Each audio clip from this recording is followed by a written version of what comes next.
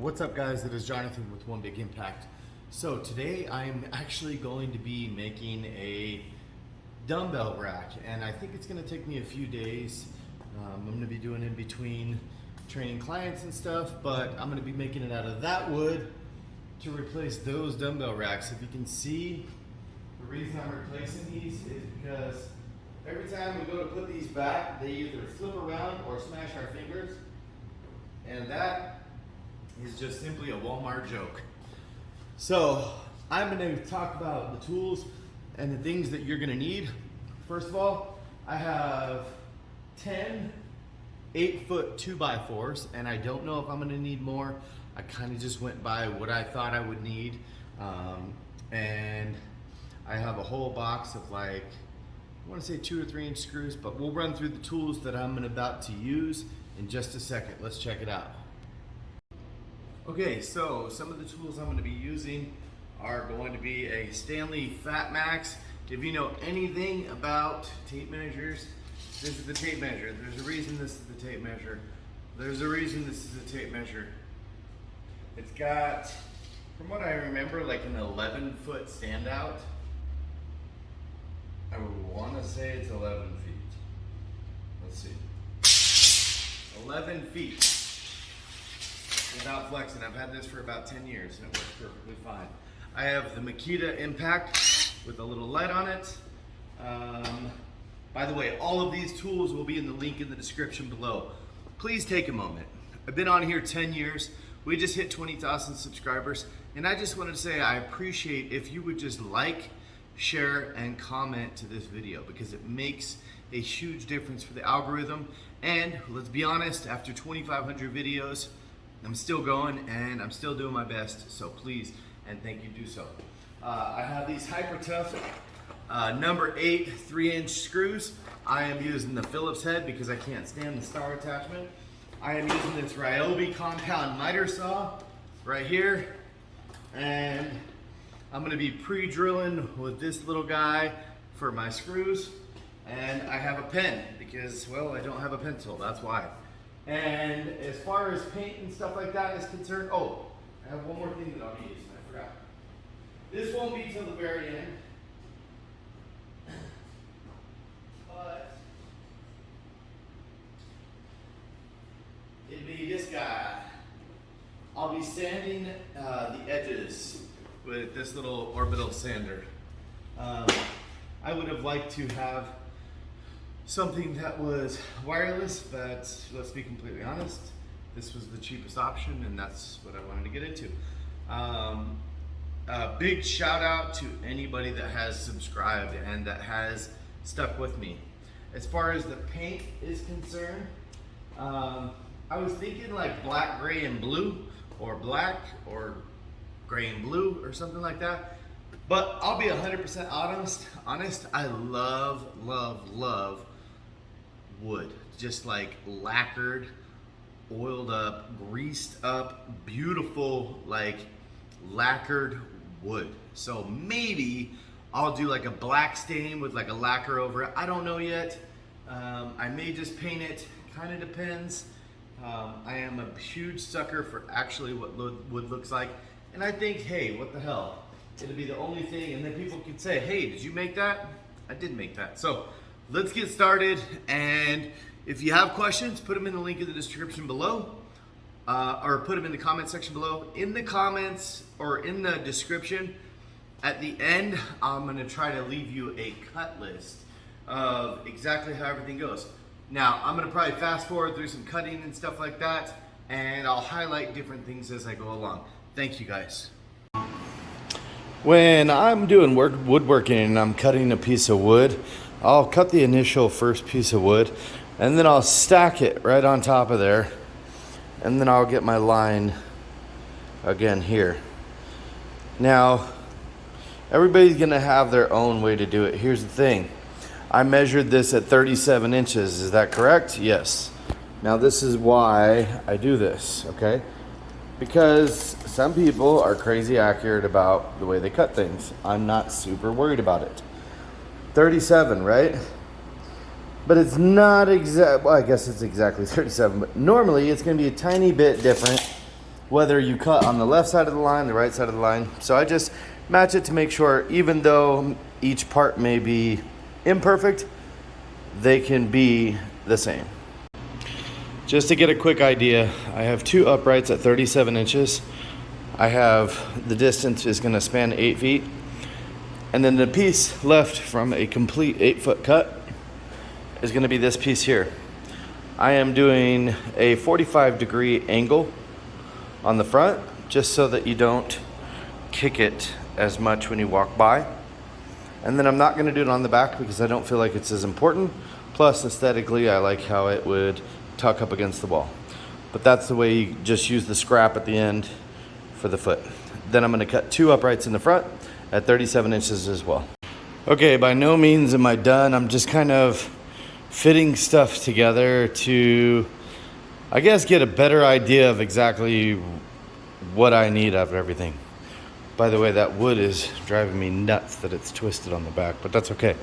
Especially, I wouldn't focus on it so much. If you're storing your stuff, make sure you store it flat, put some weights on it or something. But as long as you get it put together within a reasonable amount of time and assembled and everything and put some weight on it, it is going to go the way you want it to go. So far, I'm just fitting the sides together, and what I'm trying to do here is make sure that all the wood passes each other. I have not decided if I'm going to use lag bolts or not yet.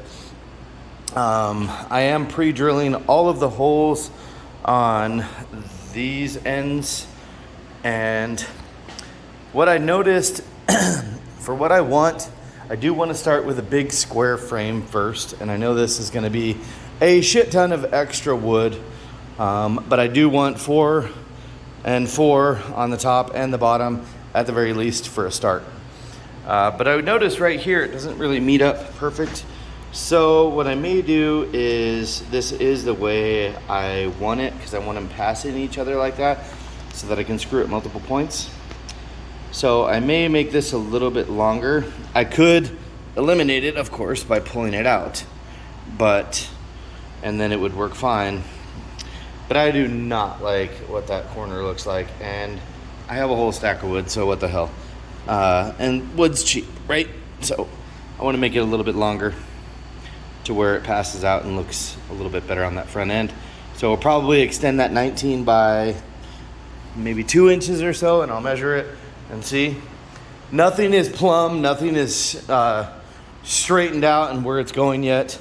I have not like anchored the bottom at all, just the top for the vision work. So let's continue. Okay guys, I don't have hardly any woodworking tools anymore. I have 10 times more than I did a couple weeks ago. So I'm having to make do without buying a bunch of shit. Honestly, I don't have a lot of money, and I left all my tools behind. So for what I got, I'm gonna use a bungee cord, and I'm gonna show you how to do that. I'm gonna pre-drill this. I don't have any humans here to help me with it. By the way, I did clean up those bottom corners and they look a lot better. I added a couple inches onto it and just replaced the pieces, and I'll use the other one for something else. I put the screw in about halfway on each corner, and what I'm gonna have to do is kind of shimmy this to where it holds it up. I may be able to do it like this,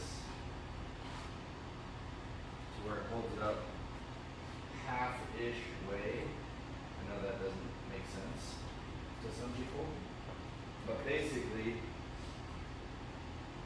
all I'm doing is getting this to be able to hold itself up while I screw the other side. And I used to have clamps and stuff for that, but I don't anymore. So I'm gonna get the drill ready. I'm gonna show you how this is hopefully gonna work. That's why I wanted to tie it. I didn't want to deal with all that, but either way, as long as I get the other side to be held up somewhat, while I can drill this guy in. Looks like that doesn't matter. I'm just going to hold up with my leg. But I really want to get this last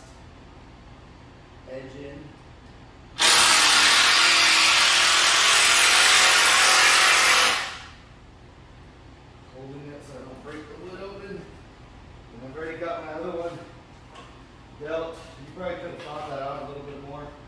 Maybe. Okay, so I came up with a different idea. I absolutely hate this cross member because I feel like it's going to be in the way, whether you're going under or over.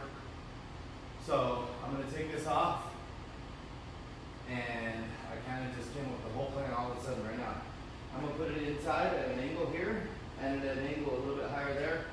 And then I'm going to do another one at the bottom, another one at the bottom, and then I'm going to get sheets of wood, and then I'm going to put it right over the top on each one with some cross members in between it, and then just a little strip of wood at the bottom to where the dumbbells don't fall out.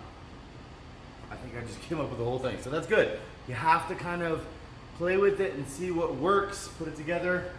I didn't look at any plans, it's just kind of winging it, so let's see what happens. Okay, so a little bit of an update. I think I'm probably just gonna stick with screws. I'm not gonna worry about the lag bolts or anything, but it's definitely starting to come together. I have the back brace here, which is, I guess maybe it's hard to see at that angle. It's at a slight angle, and then I'm gonna put another brace somewhere out here, or maybe even in here a little bit further, because the smaller dumbbells will be there, and then the larger dumbbells will be on the bottom. It's gonna go over there up against the wall. And I guess one more thing that I was going to mention is I'm gonna put like a little jack stud in the middle here from top to bottom, but I'm gonna wait until I get the cross supports in to see exactly where that's gonna end up. So I'll probably put a couple in there at the bottom, and literally the only reason I'm gonna put the cross members in at the bottom is to be able to put supports for the larger weights at the bottom of the rack. I don't have a shit ton of weights right now. I have I'm using only the black weights. I have massive 125s down there. I don't even know if I'm gonna keep those. I actually kind of hate them because one of them is bent and it drives me nuts. And then I have 150-pound dumbbell, and then I have from 10 to 45. So I don't have everything yet, but just an update. I think it's looking pretty good actually. So let's continue. I do believe really quick this is worth talking about. A minute ago I was trying to brainstorm and figure out how I was going to get this angle straight with the bottom one to be able to put some wood across. Well, I came up with an idea to put the legs that I had screwed up on and put them under here and meet up with this here, and then go down to the front, and then just grab a pen, mark on this back side, and then cut them both right there and right there so that they're flush with the rest of the item.